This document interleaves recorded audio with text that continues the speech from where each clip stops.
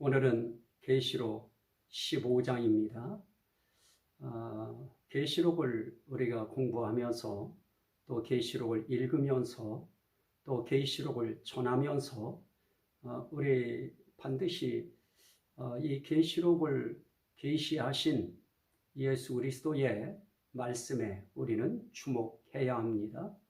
왜냐하면 이 계시를 주신 분이 이 계시에 대해서 사람들이 어떻게 이 계시를 사용할 것인가에 대해서 알고 계시기 때문에 이 계시를 사적으로 사적인 개인의 이득이나 단체의 어떤 영리를 위하여 이 말씀을 가지고 이용한다든가 확대해석한다든가 이 말씀을 자신들의 유익을 위하여 편리하게 자신들을 위하여 이 말씀의 내용을 좀 자기식으로 해석한다든가 또 어떤 경우에는 이 말씀이 조금 본인들한테 맞지 않는 것입니다.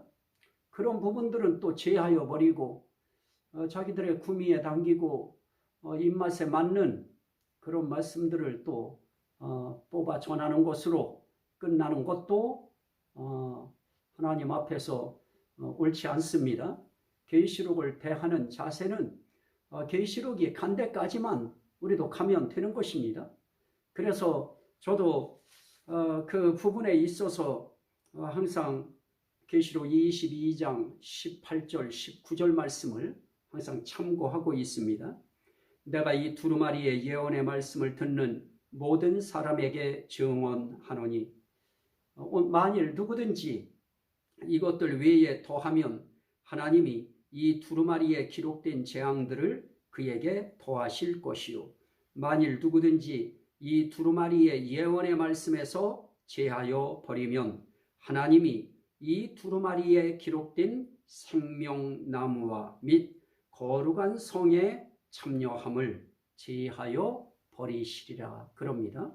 누구든지 이 말씀을 듣는 모든 사람에게 증언하노니 이것이 중요합니다. 이 말씀을 읽는 사람이나 이 말씀을 듣는 사람이나 모두가 다 이 요한계시록이라고 하는 이 계시록은 가감해서는 안 된다는 것입니다.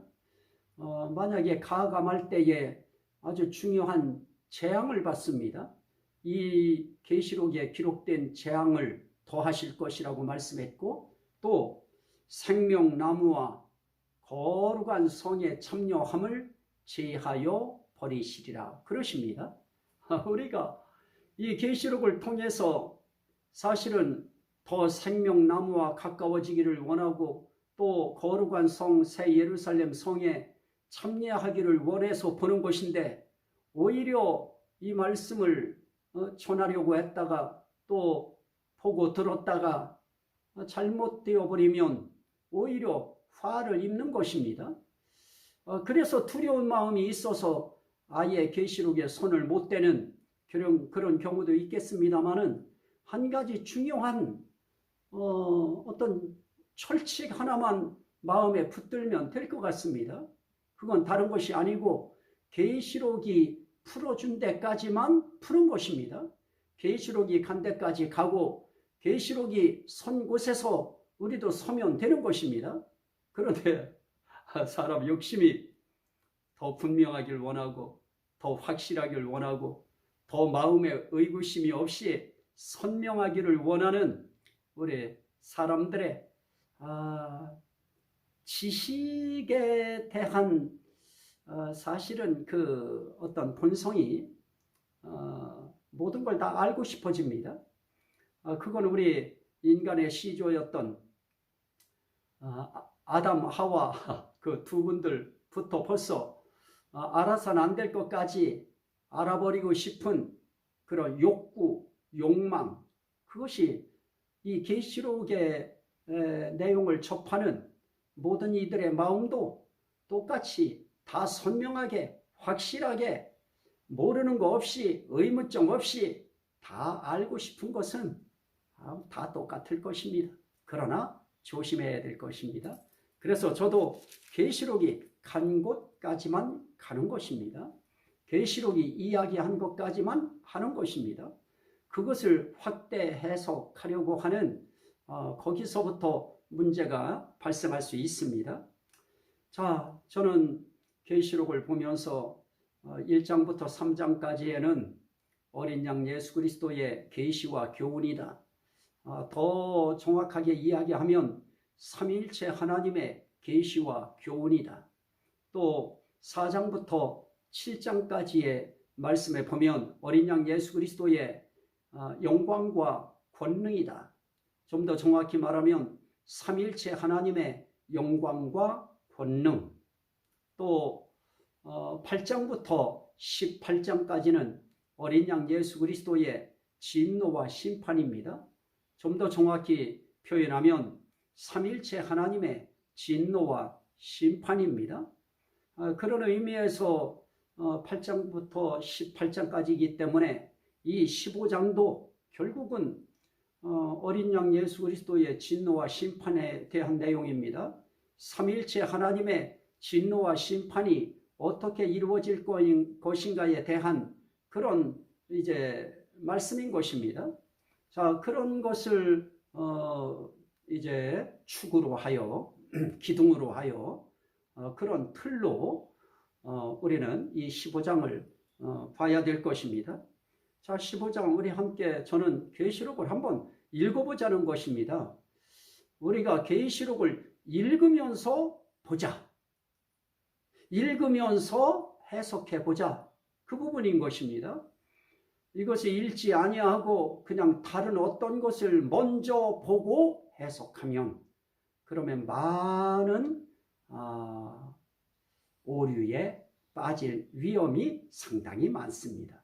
계시록을 그대로 계시록 내용을 읽으면서 보면 보일 것이 보여집니다. 자, 15장입니다. 또 하늘에 크고 이상한 다른 이적을 보매 일곱 천사가 일곱 재앙을 가졌으니 곧 마지막 재앙이라. 자, 하늘에 큰 이적이 보였습니다. 그 이적이 뭐냐? 일곱 천사가 일곱 재앙을 가지고 있는 것입니다. 그게 이적인 것입니다. 그런데 그 재앙이 어떤 재앙이냐? 곧 마지막 재앙이라 그럽니다. 마지막 재앙이라고 할 때 성경에서 지금 계시록에서 세 가지의 재앙을 이야기하고 있습니다. 하나는 일곱 인의 재앙, 또 하나는 일곱 나팔의 재앙, 그리고 또 하나는 마지막 재앙이 일곱 대접의 재앙인 것입니다.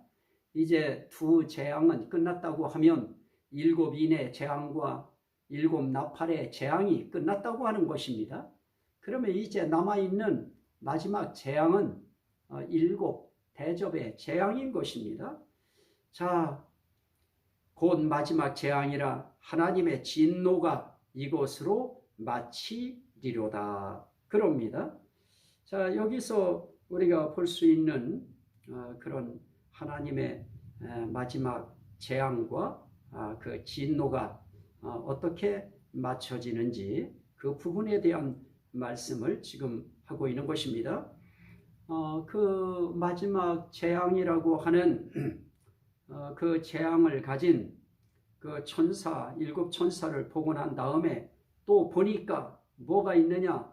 불이 섞인 유리바다 같은 것이 있고 짐승과 그의 우상과 그의 이름의 수를 이기고 벗어난 자들이 유리 바닷가에 서서 이렇게 말씀합니다. 여기 불이 섞인 유리 바다가 나오고요. 그냥 유리 바다라고 하는 그 내용이 나옵니다. 같은 유리 바다인 것입니다. 유리 바닷가에 서서 그러는데요. 여기서 불이 섞인 유리 바다 같은 것이 있다 해가지고 불 섞인 유리바다 같은 것이기 때문에 이것은 아마 무적행 지옥일 것이다. 그렇게 해석을 하면 안 됩니다. 이 유리바다라고 하는 것은 지금 이것은 지옥을 의미하는 그런 바다 아닌 것입니다. 자, 그 내용을 보기 위해서 거기에 답이 나와 있습니다. 유리바다와 같은 것이 있고 짐승과 그의 우상과 그의 이름의 수를 이기고 벗어난 자들이 유리바닷가에 서서 하나님의 검은고를 가지고 하나님의 종 모세의 노래 어린 양의 노래를 불러 이르되 그럽니다. 자, 여기서 불이 섞인 유리바닷가에 누가 서 있습니까? 짐승과 그의 우상과 그의 이름의 수를 이기고 벗어난 자들이 바로 그 불 섞인 유리바다 같은 그 유리바닷가에 서 있는 것입니다. 무엇을 가지고 서 있습니까? 하나님의 검은고를 가지고 서 있는 것입니다. 그래서 여기에 불 섞인 유리바다 같다 하는 그 유리바다는 결코 지옥 아닌 것입니다. 그냥 말씀 그대로 보십시오. 불 섞인 유리바다 같은 유리바다. 그냥 그렇게 보면 되어지는 것입니다. 그 유리바닷가에 누가 서 있느냐? 짐승의 이름과 우상과 수를 이기고 벗어난 자들. 다시 말하면 짐승과 그의 우상과 그의 이름의 수를 이기고 벗어난 자들. 이들이 구원받는 자들인 것입니다. 구원받은 자들이 이렇게 유리바닷가에 서서 그것도 하나님의 금고문고를 가지고 우리는 그전에 하도 금고문고 해서 그냥 입에 그게 붙어가지고 했는데요.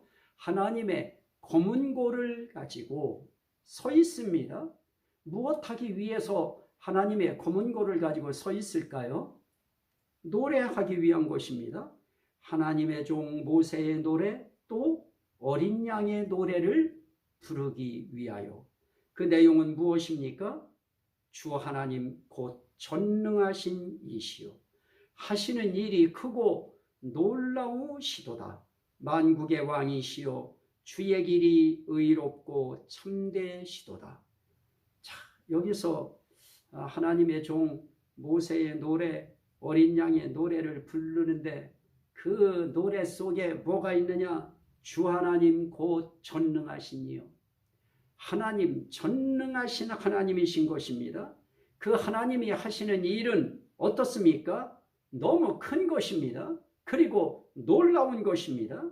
그래서 만국의 왕이시여 주의 길이 의롭고 참되시도다 그럽니다.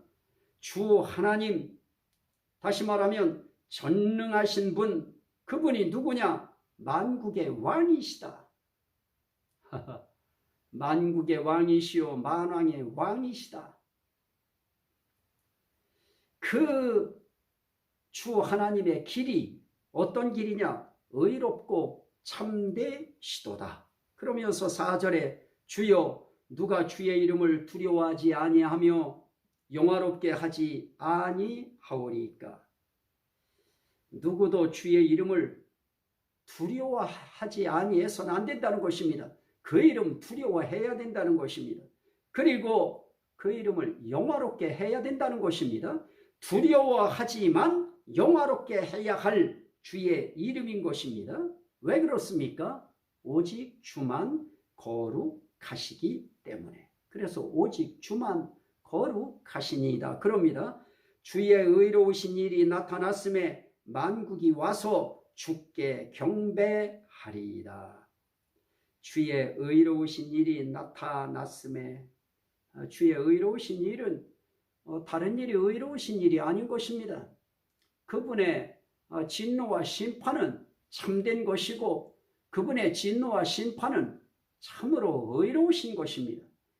그 일이 나타났음에 만국이 와서 주께 경배하리이다. 그럽니다. 자, 이렇게 사도 요한이 본 것은 마지막 재앙을 가진 7 천사를 봤고요. 그리고 불 섞인 유리바닷가에 하나님의 검은고를 가지고 서서 모세의 노래 또 어린 양의 노래의 내용을 불러 올리는 그런 내용을 봤습니다. 그러면서 5절에 또 봅니다. 또 2일 후에 내가 보니 하늘에 증거장막의 성전이 열리며 그럽니다. 여기에 증거장막의 성전 그러면 오늘날 이 증거장막이라고 하는 이 단어를 좋아하는 그런 집단들도 있습니다. 물론 성경에 나타나 있는 증거장막이라고 하는 것은 정말 이건 옳은 것입니다. 이건 정말 이걸 사용한다고 하는 것이 잘못된 거 아닌 것입니다. 이거는 이 증거장막의 성전이라고 하는 그런 이름을 갖고 있는 것도 나쁜 거 아닌 것입니다. 하지만 이거 증거장막의 성전이라고 하는 것이 이 땅에 있는 증거장막의 성전처럼 생각하거나 이해하거나 그렇게 이것을 호도하면 안 되는 것입니다. 이거는 이 세상 그 어떤 집단이나 그 어떤 단체도 증거장막의 성전이 자기다 이렇게 하는 것은 안 됩니다. 이것은 하늘에 있는 증거장막의 성전이 쫙 열리는 것입니다. 그러면서 6절에 보니까 7 재앙을 가진 7 천사가 성전으로부터 나와서 맑고 빛난 세마포 옷을 입고 가슴에 금띠를 띠고 네 생물 중에 하나가 영원토록 살아계신 하나님의 진노를 가득히 담은 금대접 7을 그 7 천사들에게 주니 그럽니다. 자, 성전이 열립니다. 하늘에 있는 증거장막의 성전이 열리는 것이 쭉 보여지더니 누가 나타나느냐? 7 재앙을 가진 7 천사가 성전으로부터 나와서 맑고 빛난 세마포 옷을 입고 가슴에 금띠를 딱 띠고 있습니다. 그러면서 네 생물 중에 하나가 말합니다. 영원토록 살아계신 하나님의 진노를 가득히 담은 금대접 7을 그 7 천사들에게 주니 영원토록 살아계신 하나님의 진노를 담은 그것도 어중간하게 담은 거 아닙니다. 하나님의 진노를 가득히 담은 금대접 7을 그 7 천사들에게 주니 그럽니다. 7 천사들에게 금대접 하나씩 나눠주는 것입니다. 그러면서 하나님의 영광과 능력으로 말미암아 성전의 연기가 가득 참에 7 천사의 7 재앙이 마치기까지는 성전에 능히 들어갈 자가 없더라. 이만큼 이제 이 마지막 이 재앙이라고 하는 그 7 재앙은 무서운 것이고 혹독한 것이고 철저한 것이고 이것은 아주 결말을 짓는 그런 재앙인 것입니다. 이 재앙으로 모든 재앙이 맞춰지는 끝나는 그런 재앙이기 때문에 이 재앙은 상당히 무서운 재앙일 수밖에 없습니다. 자, 오늘 여기서 우리가 볼 수 있는 것은 그 8절에 하나님의 영광의 능력으로 말미암아 성전의 연기가 가득 찼다. 거기에 뭐 그렇게 우리가 의미 두는 것보다 그 앞절이 더 중요한 것입니다. 7 재앙을 가진 7 천사가 성전으로부터 나와서 무엇을 하느냐? 금대접 7을 나눠주는 네 생물 중에 하나로부터 금대접을 받는, 수여받는 결국은 임무를 받는 것입니다. 그거 받아서 뭐 하려고 합니까? 16장에 들어서면 그 대접을 받은 그 천사들이 다 대접을 쏟는 이런 사역을 합니다. 그 일을 하기 위해서 네 생물 중에 하나가 그들에게 마지막 재앙을 담은 대접을 나눠줍니다. 금대접 7을 그 7 천사들에게 주니 그럽니다. 자, 여기서 우리가 어린 양 예수 그리스도의 진노와 심판이 어떻게 나타나는가? 7 천사가 7 재앙을 가졌는데 그 재앙은 마지막 재앙이다. 그거 가진 거 보여주시면서 이거 확실하다고 하는 거 지금 알려주는 것입니다. 그리고 네 생물 중에 하나가 그 하나님의 진노를 담은 금대접 7을 그 7 천사들에게 줍니다. 여기서 그 진노의 대접을 주는 자들은 네 생물 중에 한 생물이다. 우린 그래서 그 네 생물 중에 하나가 누구냐? 그거 왜 알려고 하십니까? 첫 번째 생물이면 어떻고, 두 번째 생물이면 어떻고, 세 번째 생물이면 어떻고, 네 번째 생물이면 어떻습니까? 누가 되었든지 그 하나님의 진노의 대접을 주었다고 하는 것이 중요한 것입니다.